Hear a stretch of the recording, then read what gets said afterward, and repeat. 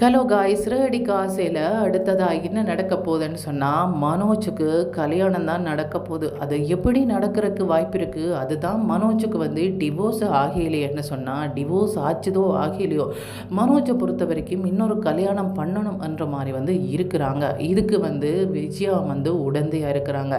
இப்போ அவங்களுக்கு புதுசாக ஒரு தங்கச்சி கிடைச்சிருக்கிறாங்க. அவங்கள்ட்ட கூட விஜயா சொல்லி வச்சுக்கிறாங்க, எங்கேயாவது நல்ல பொண்ணாக இருந்தால் சொல்லம்மான்ற மாதிரி சொல்லி வச்சுக்கிறாங்க. சரி என்று சொல்லி அவங்களுமே அவங்கள்ட்ட ஃப்ரெண்ட் ஒருத்தங்க அமெரிக்காவில் இருக்கிறாங்க. படிக்க போனவங்க அங்கேயே செட்டில் ஆகிட்டாங்க. இப்போ அவங்க இவங்களோட ஃபோனில் பேசுகிறாங்க. பேசும்போது எனக்கு நல்ல பையனாக பார்த்து எங்கேயாவது மாப்பிள்ளை இருந்தால் சொல்லுங்க என்ற மாதிரி சொல்கிறாங்க. இப்படி சொல்லும்போது அவங்க ஸ்வேதா என்ன சொல்கிறாங்கன்னு சொன்னால், அதுதான் உங்களுக்கு கல்யாணம் ஆச்சே, அப்புறமா எதுக்கு மாப்பிள்ளை கேட்குறீங்க, யாருக்கு என்ற மாதிரி சொல்லும்போது தனக்கு தான் ஏற்கனவே கல்யாணம் பண்ணவரோட தனக்கு டிவோர்ஸ் ஆயிட்டுது என்ற மாதிரி சொல்கிறாங்க. எப்படிப்பட்ட மாப்பிள்ளை வேணும் என்ற மாதிரி கேட்கும்போது அவங்க சொல்கிறாங்க, படித்தவராக இருக்கணும், நல்ல பண்பானவராக இருக்கணும், என்ன நல்ல மாதிரி பார்க்கக்கூடியவராக இருக்கணும் என்ற மாதிரி சொல்கிறாங்க. அப்படியா? அப்படி என்று சொன்னால் மனோஜுக்கு இது சரியாக இருக்கும்.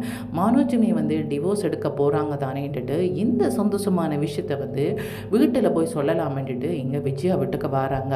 வரும்போது பார்க்குறாங்க, என்ன ஸ்வேதா அடிக்கடி இங்கே வாராளே என்ற மாதிரி பார்க்குறாங்க. சரி, இவங்களுக்கு தங்கச்சி முறையானவங்க தானே, வந்துட்டு போகட்டும், என்னதான் பண்ணாலும் இந்த மனோஜுக்கு நல்ல குடும்பத்து பொண்ணு வரமண்டு பார்த்தா ஒன்றுமே இல்லாதவிலும் ஏமாத்துறவளும் தான் வாரா, என்ன பண்ணுறது என்ற மாதிரி நினச்சிட்டு இருக்கிறாங்க. இப்படி இருக்கும்போது ஆண்டி உங்களுக்கு ரொம்ப ஸ்வீட்டான ஒரு விஷயம் சொல்ல போகிறேன் என்ற மாதிரி சொல்கிறாங்க. ஏம்மா உனக்கு கல்யாணமா என்ற மாதிரி கேட்குறாங்க.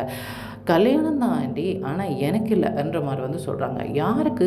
மற்றவங்கள்ட கல்யாணத்தை எனக்கு எதுக்கு சொல்கிற, அது எனக்கு ஸ்வீட்டாக இருக்குமா என்ற மாதிரி சொல்கிறாங்க. ஆமாண்டி, இது உங்களோட பையனோட கல்யாணமாச்சே, எப்படி உங்களுக்கு ஸ்வீட்டாக எல்லாமே இருக்கும் என்ற மாதிரி சொல்கிறாங்க.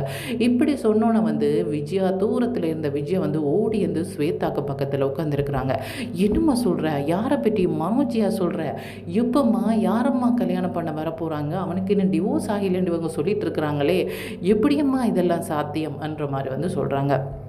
இப்படி சொல்லும்போது அண்ணாமலை சொல்கிறாங்க, இங்கே பாரு விஜயா, இந்த மாதிரி அவசரப்பட்டு திரும்பவும் போய் ஒரு படுகொலிக்க விழாத, கொஞ்சம் பொறுமையாக மற்றவங்க என்ன தான் சொல்கிறாங்கன்றதை கேளு, எதுக்கு அவசரப்படுற, எதுக்கு முதல்ல அந்த ரோகிணிகிட்டேருந்து டிவோர்ஸை வாங்குங்க, அதுக்கப்புறமா ஒரு கல்யாணத்தை பேசுங்க, தேவையில்லாத வேலை பார்த்து எல்லாரும் மொத்தமாக உள்ளே போகிறீங்க என்ற மாதிரி சொல்லுங்க.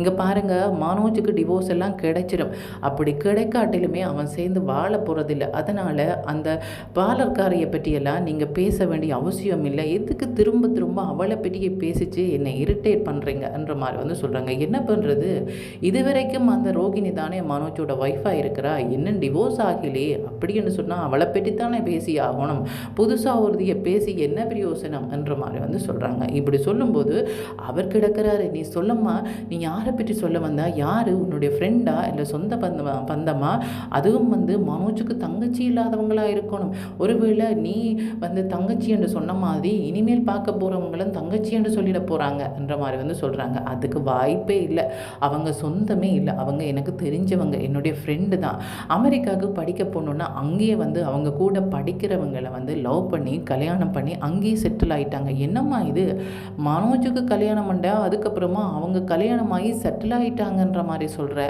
மாதிரி சொல்கிறாங்க.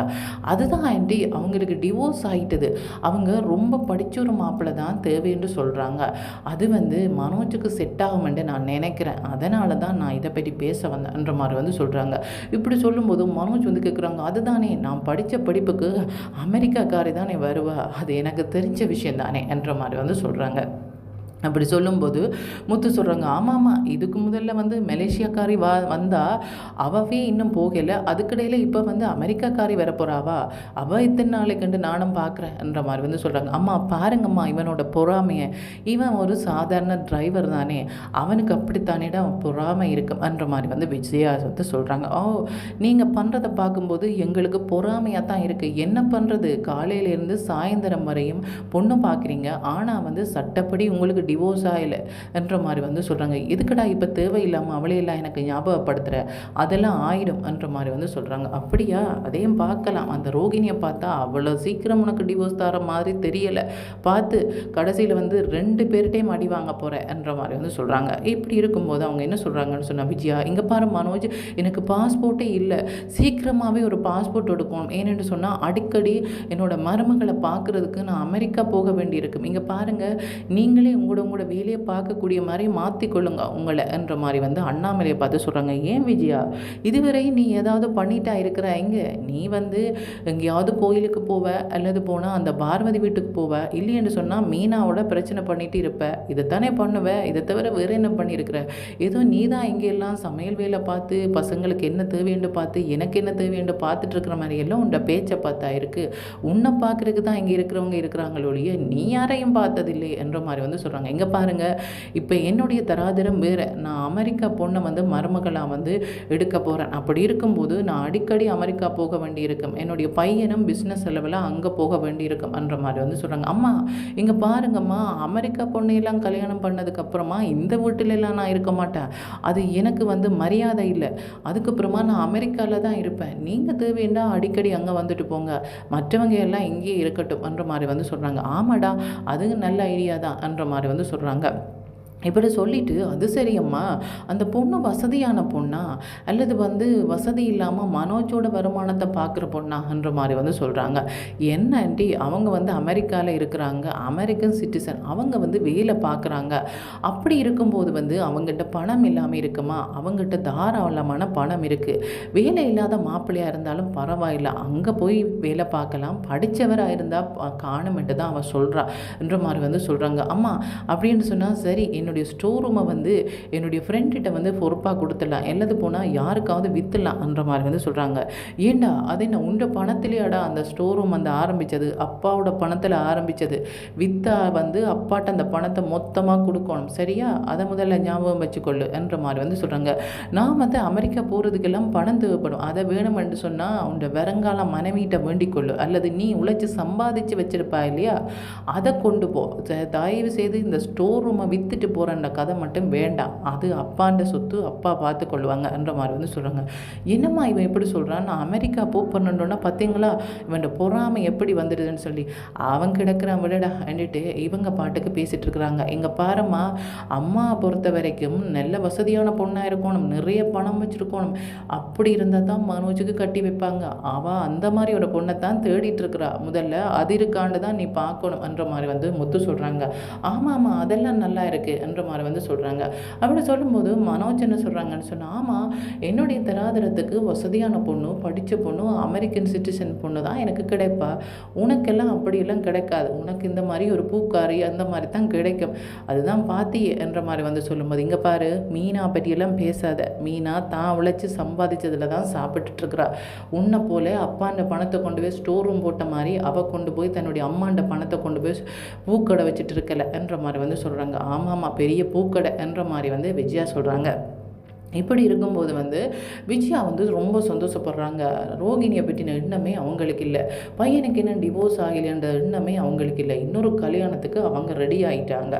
இப்போ முத்து வந்து என்ன சொல்கிறாங்கன்னு சொன்னோம், அச்சோ டிவோர்ஸ் ஆகாமலே அடுத்த கல்யாணத்துக்கு ரெடி ஆகிறாங்களே, கடைசியில் நாங்கள் தான் அங்கேயும் அடி வாங்குறோமோ தெரியலை. இவங்க பண்ணுற காரியத்துக்கு மீனா எப்போவும் வந்து ஜாக்கிரதையாக இருக்கணும்.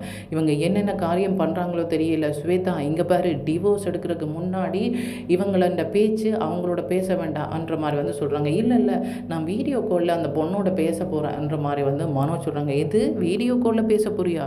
முதல்ல ஜாதகம் பார்க்கட்டுக்கும், பொருந்தட்டும், அதுக்கப்புறமா வந்து பேசலாம். அதுக்கு முன்னாடியே முதல்ல டிவோர்ஸ் எடுன்ற மாதிரி வந்து சொல்கிறாங்க. இங்கே பாரு, எப்போ பார்த்தாலும் டிவோர்ஸ் எடுன்னு சொல்லிட்டு இருக்கிற, கல்யாணம் பண்ணுறதுக்கு தானே டிவோர்ஸ் தேவை, நான் பொண்ணு தானே பார்க்க போகிறேன்ற மாதிரி வந்து சொல்கிறாங்க. இங்கே பாரு, அந்த பொண்ணை வந்து டிவோர்ஸ் எடுத்துகிட்டு தான் கல்யாணம் பண்ண வருது.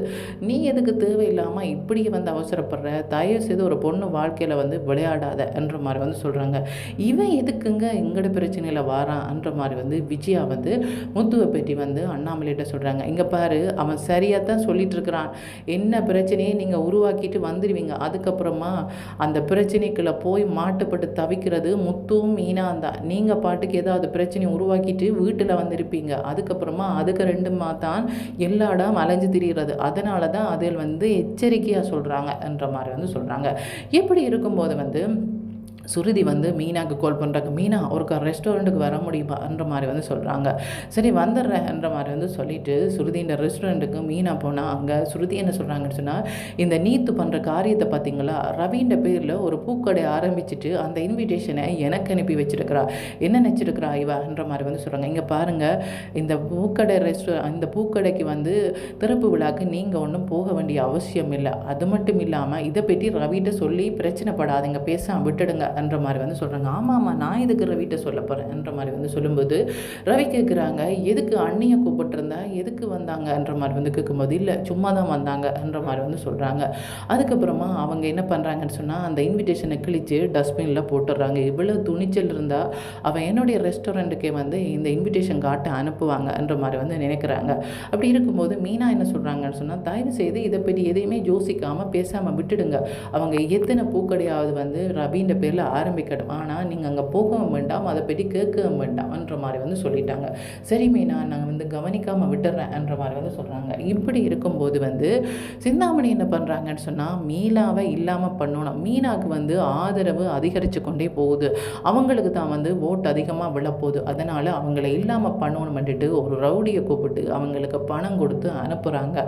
இவங்க வந்து சந்தோஷமாக வந்து ஒரு இடத்துல வந்து எல்லாரோடையும் கூடி பேசிகிட்டு இருக்கும்போது வந்து மீனாவும் அந்த இடத்துல நிற்கிறாங்க, முத்து நிற்கிறாங்க, மீனாண்ட ஃபேமிலியே அங்கே நிற்கிறாங்க. அப்படி இருக்கும்போது வந்து ஒருத்தங்க வந்து என்ன பண்ணுறாங்கன்னு சொன்னால், முத்துக்கு கிட்ட வரும்போது முத்துக்கு தான் யாரோ ஏதோ பண்ண வராங்கன்னு நினச்சிட்டு மீனா என்ன பண்ணுறாங்கன்னு சொன்னால் குறுக்க போகிறாங்க. குறுக்க போய் என்ன பண்ணுறான்ட்டு கையால் தடுக்கும்போது வந்து மீனாக்கு மேலே அவங்க வந்து குத்திட்டாங்க. இப்போ மீனா வந்து காயத்தோடு வந்து இருக்கிறாங்க. முத்து அவங்களாம் ஹாஸ்பிட்டலுக்கு கொண்டு போகிறாங்க. இதுக்கப்புறமா மீனா வந்து இந்த எலெக்ஷனில் நிற்பாங்களா, அல்லது போனால் என்னதான் நடந்தாலும் இந்த எலெக்ஷனில் நான் நின்று ஜெயிச்சு ஆவேன்ட்டு திரும்பவும் வராங்களா, என்ன நடக்க போதுன்றது காய்ஸ் வெயிட் பண்ணி தான் பார்க்கணும். ஓகே, தேங்க்யூ, பாய்.